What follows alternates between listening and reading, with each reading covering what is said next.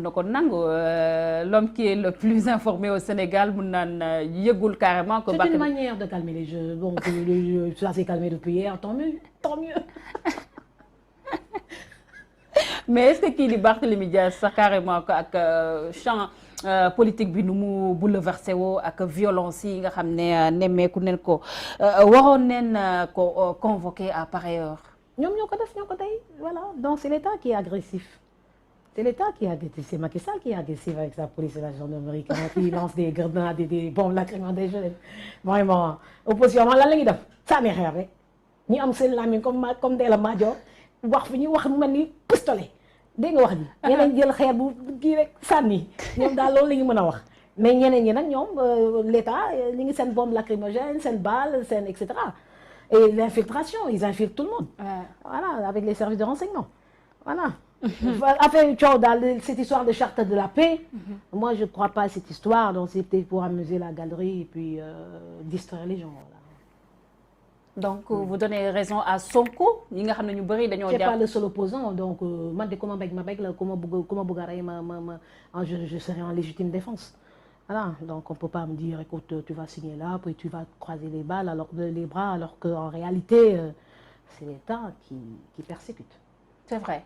On parle de charte de la paix mais gis nañ aussi des violences physiques bu ñu paree si ay violences physiques gis nañ ce qui s'est passé avec Sonko ak kii di Doudou Ka gis nañ aussi ay kàddu yoo xam ne ethniciste la dernière en date moo nekk bu kii nga xam ne j'oublie même le nom Gaston Mbengue yëkkati teg si la famille Diaz mu mel ni comme kuy appelé à un génocide bien vrai que après coup rectifié na ces mots est-ce que wax nañoo toll foofu noonu si politique Sénégal Ndella.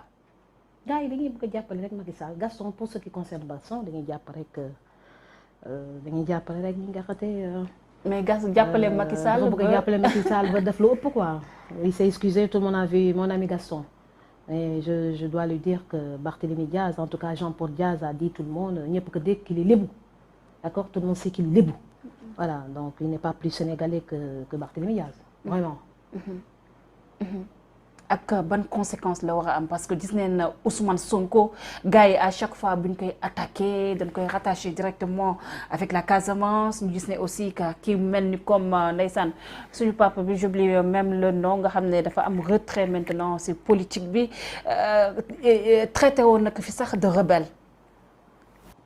Élégance républicaine est-ce que politique war na tax tey jii ñu war a diviser les Sénégalais en deux parties parce que Sénégalais ñëpp xam nañ ko que voilà c'est la teranga ku nekk da ngay ñëw takk fi jabar xamoo ndax kii bi tey la sant kii Diouf la sant wala sa Diaz tissu social boobu Ndella aussi.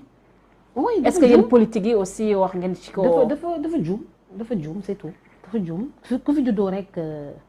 ku fi juddoo même sa maam yi suñu jógee quelque part au Ghana.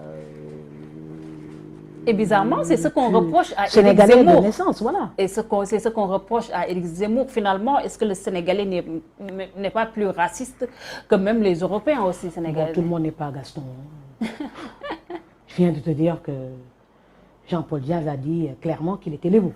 Voilà donc s'il est lébu donc Barthélémy Diaz est lébu.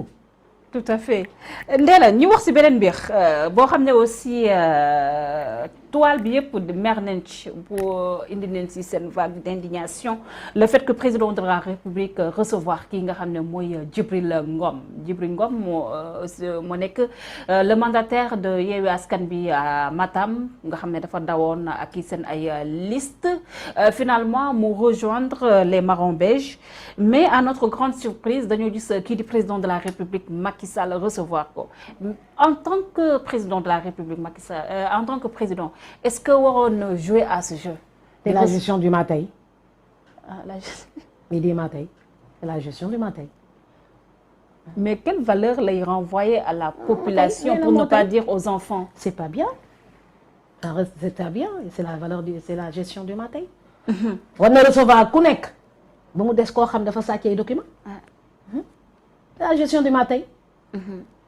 ne neex la ñuy def loolu laa gis quoi. et triste. et Yewwi Askan bi tey tenir nañ point de presse di xam ne ni dinañ porter plainte kii di président Macky Sall pour haute trahison ak tamit porter kii nga xam ne plainte kii nga xam ne mooy Djibril Ngom est-ce que yaakaar ngeen ni dinañ am gain de cause un président en exercice. si je me bi waroon trompe na pas fekk ñu porter plainte Djibril Ngom yàgg na dès le lendemain da ngay waroon ils ont beaucoup d'avocats seen biir. Dès le lendemain ils devaient porter plainte ils doivent même pas dire on va porter plainte à Djibril Ngom dès le lendemain waroon nañ ko porter plainte. depuis longtemps parce que quand même il a volé quoi. voilà il a trahi su fekkoon document am kese la jël yóbbu. mais dafa jël document yëpp maanaam sàcc ay extrait de naissance su jàmbur. yóbbu c'est du vol. muy suukar muy lu mu munti doon vol rek la. donc là il fallait porter plainte dès le lendemain faire constater ça et porter plainte dès le lendemain mais pas dire publiquement qu'on va porter plainte loolu yéex na di.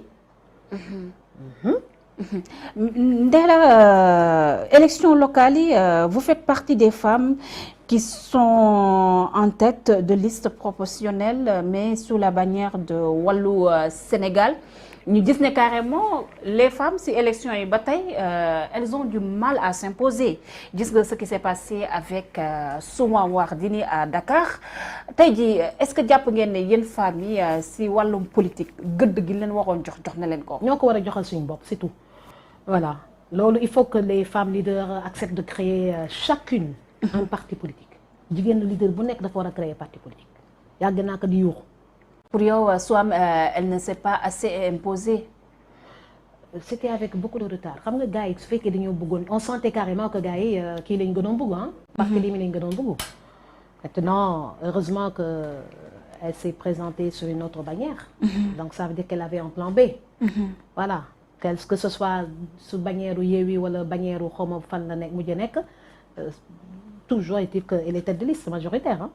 Voilà elle va se battre pour obtenir quelque chose et puis voilà donc il faut que jigéen ñi xam ne il faut ñu def comme Ndella Madior créer seen parti politique suñuy créer seen parti politique fépp fu ñuy wooyee chef de parti ñu ñëw toog mais Ndella sa parti politique bi aussi je vous aime bien mais il a du mal aussi à exister hein. am naa sama récépissé fu gars yi fu chef de parti di toog fa lay toog coalition su ñëwee damay indi sama récépissé de parti indiwuma mouvement indiwuma association indiwuma personne seule j'amène un récépissé de parti ak sama mbooloo xeex ko sama xeex def sama communication lu ma yàlla jox par rapport ak sama liggéey sur le terrain ma xam ne lii la mérité am appel bu may lancé mooy jigéen ñi liggéey yépp nañuy créer seen parti 10 personnes ñooy créer parti pour ñu ko xamul avec 3000 francs CFA moins de 10 000 francs la ñuy créer. mais Ndella est-ce qu'on doit aussi créer un parti juste pour créer un parti. non aussi créer un parti pour mun a bokk. parce que góor ñi dañoo dominer benn façon dominer boo xam ne day feeñ maintenant élection su jotee. mais s'il y avait autant de femmes chefs de parti que d'hommes chefs de parti nañu dem si 1 million ça me gêne pas. man maa yore 300e parti dégg naa entre temps am na 150 de plus. wóoruma mais mi ngi dem mais là c'est une liberté d'expression ku mu neex créer parti neexulu kenn. sooy participer élection da ngay joxe sa caution neexulu kenn man élection bu nekk bokk naa si dégg nga bii mujj bii laa joxeel caution Ablaye Wade ñoo joxel caution ñëpp joxe 30 millions yi. donc da ngaa langaamu. mais dama dugg si coalition dama dugg sama papa la. mais Ndella dama dugg si coalition wàllu.